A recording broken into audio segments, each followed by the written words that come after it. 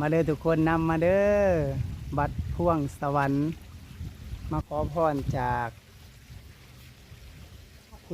พระพุทธมหาโศกท้าวเวสสุวรรณ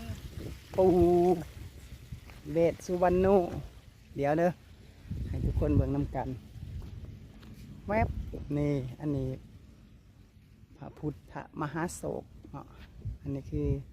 ท้าวเวสสุวรรณุ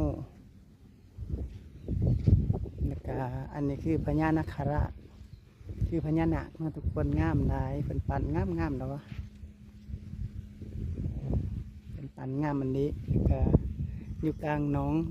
เดี๋ยวเลือกสิพาไปเบิ่งพระอุปคุฎนี่พาไปเบิ่งพระอุปคุฎอยู่กลางหน้องพุ่นเด้อไปพุ่นเด้อไปเขาไปทางนั้น